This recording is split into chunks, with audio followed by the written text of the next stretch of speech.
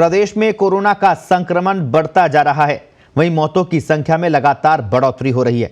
जनवरी के इन 21 दिनों में 95 लोगों की कोरोना से मौत हो चुकी है। आज राज्य के 11 जिलों में 15 लोगों की मौत दर्ज हो चुकी है। 16,878 नए कोरोना पॉजिटिव आज प्रदेश में सामने आए। ये तीसरी लहर में एक दिन की सर्वाधिक संख्या है, जबकि एक्टिव केस बढ़कर अब 84,787 हो चुके हैं। पिछले 24 घंटों में 10,175 मरीज रिकवर हुए हैं। इसके बाद भी मरीजों की संख्या बढ़ती जा रही है। जयपुर के बाद जोधपुर और अलवर में सर्वाधिक मरीज मिले हैं।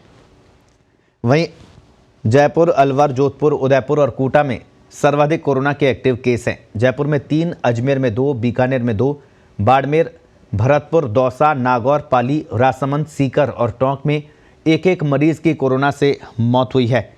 तो आपको बता दें, कोरोना का कहर अब सामने आ रहा है। पूरी खबर पर ज्यादा जानकारी के लिए जयपुर से हमारे वरिष्ठ सहयोगी विकास जैन फोन लाइन पर जुड़े हैं। जी विकास, तीसरी लहर की आज रिकॉर्ड मौत है। पहले ये कहा जा रहा था कि ये घातक नहीं है, लेकिन अब जिस तरह से मौत का आंकड़ा बढ़ रहा है, आज 15 लोगों की मौत हो रही है, क्या फिर से घातक स्थिति में पहुंच रहा है कोरोना? जी देखिए कि ये बिल्कुल निसंदेह जो मौतों का आंकड़ा है वो पिछले अभी 2-3 दिन से वो बढ़ा हुआ दिखा है। 2 दिन पहले 12 मौत राजस्थान में दर्ज की गई थी और कल एक दिन पहले 13 मौतें राजस्थान में और आज 15 मौतें राजस्थान में दर्ज हुई है। और कोविड के जो नए मामले हैं उनकी संख्या भी अब 16,000 को पार कर गई है और जो दूसरी लहर का पीक था 18 से 20,000 का, उसके नजदीक पहुंचती दिखाई दे रही है। लेकिन इसके बावजूद जो राहत की बात वो ये है कि दूसरी लहर के पीक के समय जो राजस्थान में एक दिन में मौतों का आंकड़ा था वो करीब 170-80 यानी कि 150 से भी अधिक था और उसके 10% मौतें इस समय राजस्थान में दर्ज हो रही है। तो कहीं ना कहीं ये वैक्सीन का प्रभाव भी है और जिस तरीके से विशेषज्ञ ये आकलन लगा चुके हैं पहले कि ओमिक्रॉन वेरिएंट के ही मरीज राजस्थान में इस समय 90% से ज्यादा है, तो ये एक राहत का संकेत भी है कि दूसरी लहर का जो पीक था उतने मरीज अब राजस्थान में एक दिन में पहुंचते दिखाई दे रहे हैं। लेकिन जो मृतकों का जो आंकड़ा है वो अभी न्यूनतम है और वो जो दूसरी लहर का जो पीक था उससे करीब 10% के आसपास है। जी, तो विकास, जिस तरह से लगातार मौतों की संख्या बढ़ रही है, विशेषज्ञों से आपकी लगातार बातचीत होती रहती है, क्या लोगों को चिंता करने की जरूरत नहीं है? नहीं, बिल्कुल देखिए कि ये बात बिल्कुल स्पष्ट है कि कोविड अनुकूल जो व्यवहार है उसकी पालना बेहद जरूरी है। अभी भी जिस तरीके से विशेषज्ञ भी बार बार ये कह रहे हैं कि कोविड प्रोटोकॉल की जो पालना है उसी से कोविड-19 की जो जंग है उस पर जीत दर्ज की जा सकती है। तो ऐसे में ये कतई स्वीकार नहीं किया जा सकता कि लोग जो स्वयं अनुशासन है उसकी पालना बंद कर दें, कोविड प्रोटोकॉल जो बिहेवियर है उसकी पालना को बंद कर दें। जी विकास, रोजाना मामले भी बढ़ रहे हैं और मौत की संख्या भी बढ़ रही है। तीसरी लहर का पीक जो हम कई रिपोर्ट्स पढ़ते हैं जिसमें ये आ रहा है कि कुछ राज्यों में पीक जा चुका है, राजस्थान में पीक कब आएगा?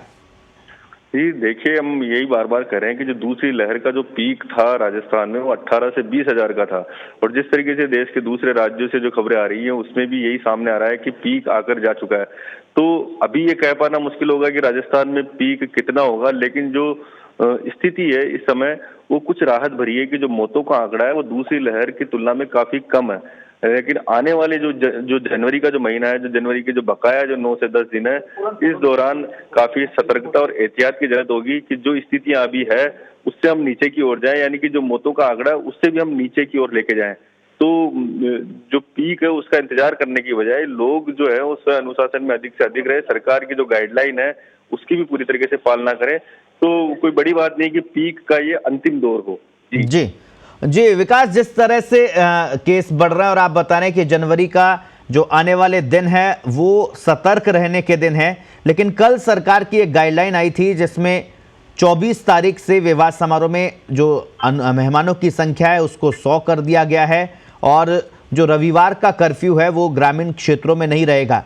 सरकार ढील दे रही है, केस रोजाना आ रहे हैं, क्या जनता को ये फिर से नुकसानदायक साबित नहीं होगी इस तरह का जो छूट है? जी देखिए कि सरकार की जो छूट दी गई है वो शादी विवाह समारोह में 50 से बढ़ाकर 100 की गई है। और ये सब देख रहे हैं कि जो सरकार की जो गाइडलाइन थी, पहले भी 50 लोगों की अनुमति दी गई थी, लेकिन उसके बावजूद भी 100 से 150 लोग, 200 लोग हर विवाह समारोह में देखे जा रहे थे। तो ऐसा लगता नहीं है कि इस छूट से कोई ज्यादा नुकसान राजस्थान का होगा, क्योंकि जो पहले जो गाइडलाइन थी वो बहुत सीमित थी और अब उसको बढ़ाकर 100 किया गया है।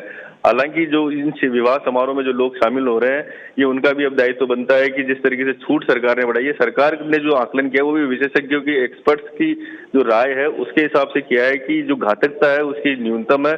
और जिस तरीके से डिमांड जो बार बार आ रही थी कि 50 लोगों में विवाह समारोह करना मुश्किल हो रहा था, लेकिन हम इसे भी तर्कसंगत जब तक नहीं मान सकते जब तक कि जो लोग इस विवाह समारोह में शामिल हो रहे हैं वो खुद एहतियात बरतें और जो सरकार की जो कोविड प्रोटोकॉल की जो पालना करें, तो निश्चित रूप से हम इस संक्रमण से लड़ाई जीत पाएंगे।